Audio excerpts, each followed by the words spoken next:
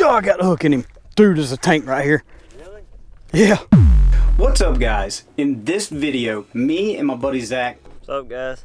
went to fish some super clear water in North Florida called Cherry Lake. Now I'm going to walk you guys through the day and explain to you the conditions we were dealing with and really break down how we caught these fish.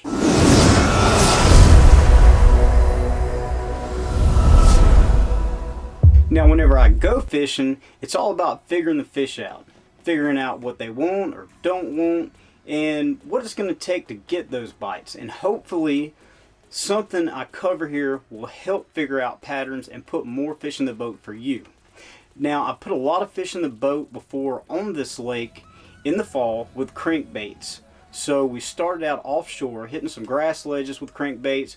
We couldn't see the bottom in like 9 foot of water, so I was throwing this ghost colored crankbait that you see here. Now after about an hour we found some isolated hydrilla patches and we seen a 3-pound bass. That thing was just sitting on top of one of these patches. We couldn't get him to bite the lipless crankbait or anything else. So right now, guys, it's sunny, there's bluebird skies, there is wind, but even with the wind we can still see the bottom in 9 foot of water. So after seeing that bass and not being able to get him to bite, I knew that I had to do something different. So whenever I go fishing, I always look for signs to try to find out what those bass are feeding on. And about that time, we seen a bluegill floating on top of the water that a bass had regurgitated. Now this bluegill was still a juvenile. He was about 5 inches long, so it was a light greenish color. Once they get bigger, they turn more of a dark blue or purple color. And after seeing that, I switched to this old school Shad Rap that you guys see right here. They discontinued making these, but you see it's green and it's got a little dot on it to imitate a shad. Now I chose this crankbait because it has no rattles. It's silent. And a lot of times for me, whenever the bass aren't really active or feeding, I can switch to a crankbait with no rattles and pick up bigger bass than if I were to worm fish or finesse fish. So when we put the boat in the water, there were some local guys worm fishing the bank and they told us they had caught 2 fish. And they told us the bite was slow. One thing I want to point out to you guys here, you should always talk to your fellow anglers. Even if they look like they have no idea what they're doing, and even if they really don't, I'll still talk to them and prod them for information. Even if the guy's fishing on a bucket at the boat ramp, any extra information I can find out about the way the fish are biting can really help me make the right decisions and steer me in the right direction to put fish in the boat. After about 2 hours of offshore fishing, we decided to go worm the shoreline. Now, I went to the shoreline that had the wind blowing to it because I knew that this shoreline would likely have the most activity from the waves created, hitting the grass, stirring things up. Stirring up phytoplankton for the bait fish, which can really get the bait fish feeding and get the bass feeding as well. So to narrow down my target on the wind-blown bank, I went to a smaller area that had started to cast shade about 20 foot from the grass line. It's only about 3 foot deep here, and this crystal clear water you can see very well. Now knowing that, I distanced my boat far enough from the water willow grass where I could cast at it and work the shade, and then this happened. Yes. That's like a 5-6 pounder.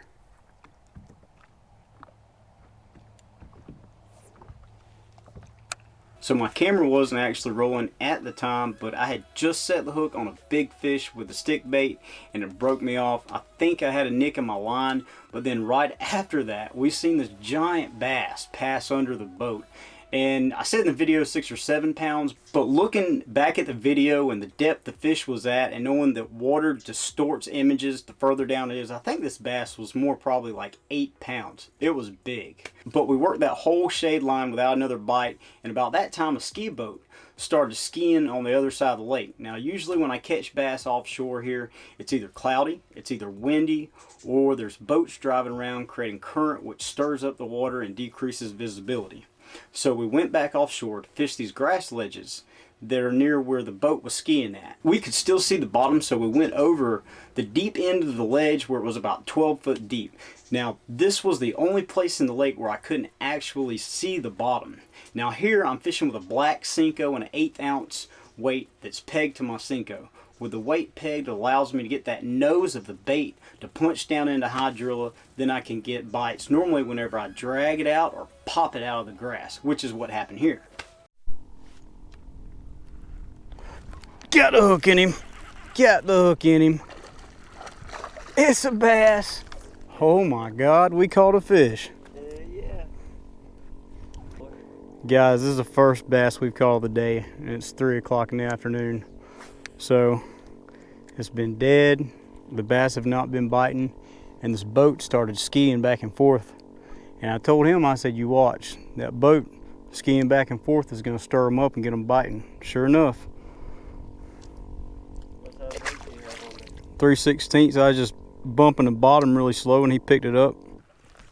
Got him. Got his ass, boy. Got the hook in him. Got the hook in him. Finally caught another one. Cinco? Yep, Cinco with 1/8 ounce weight. So I was rigging up another pole while I was dragging my Cinco behind the boat, and what was going on was that Cinco was getting hung in the grass, and then as the boat would drift, it would pull it free out of the grass, so my rod tip would snatch back. Well, I watched it one time get hung in the grass, and then as it went to pull free, I seen my rod tip go down, and I knew it was a bite. Oh, I got the hook in him. Dude, there's a tank right here. Really? Yeah. Yeah. Oh, it's a big one. It's a big one. I was just dragging the bottom. Really? Yes. Oh, that's a good one. Oh, yeah. Hell yeah. Yeah, that's a good one. Stay down, buddy. Stay down. Check him out, boys. Finally caught one that's a decent size. He's probably about 3 pounds. Look at the side of him right here. I'm eating. There's something happened to the side of him. He's got some kind of fungus or something going on there. Now by this time the ski boat had stopped, and so had the current that was triggering these bites. The sun had started casting more shade on the wind-blown bank, so we crunked the boat up and went back over to fish that bank. Now here I'm throwing a 5-inch watermelon Zoom Super Fluke, and it's got a 1/0 round bend hook. And I have a 1/4 ounce tungsten peg to the fluke so I can punch down in that grass and trigger those reaction strikes when I pull it free, just like I was doing offshore. Now usually with a fluke I would use a wide gap hook, but with the water being this clear and the fish being so finicky, the 1/0 round bend hook protrudes from the bottom less, meaning it's less visible to the fish, and I usually get more bites. With this hook, when the bite is tough, I also have a worse hookup ratio, but I'd rather put a few fish in the boat and miss a couple fish than put no fish in the boat at all. Like 10 or 11, I went with my dad.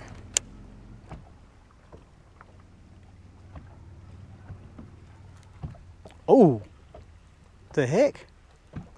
Oh, he grabbed it. Oh, he let go of it. Got him. Oh shit. That was a good one there. No, the fluke. I mean, he nailed it. I think he had the weight in his mouth. No, he had the hook. Damn. Now we found a big hydrilla patch that was about 1 foot deep, and then it dropped off to about 5 foot. So there was a grass ledge there, and with the shade casted over the side of the lake, those fish had moved up onto that shallow grass flat, and we positioned the boat out off of this ledge and was throwing up on the ledge and caught these last 2 fish here. You got one? You got one, or you got a bottom? Oh, is it a big one? Yeah. Pull him around the dock. Pull him around the dock.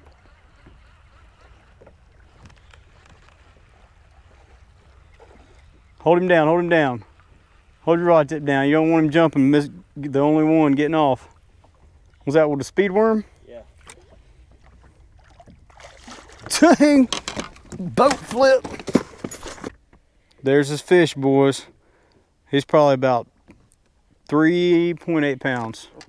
Let him go. Free Willy. Somebody's putting in the boat. We about to be taken out. They putting in. Oh, that was a bite, dude. Oh wait. Got him. Got him. Got him. Thought I missed him, but I got him. With the fluke. Yep, with the fluke. Come out of that grass.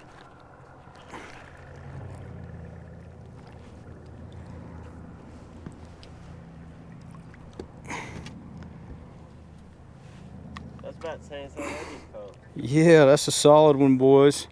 Right here at dark. We was just talking about leaving. And I was dragging that fluke through the shallow grass right here, and I felt him grab it. It's probably about 3.5. Let's let it go. Thank you guys for tuning in. Please make sure you subscribe and hit the like button. And if you found something in this video helpful to you, please leave a comment down below what it was. We'll see you again next time.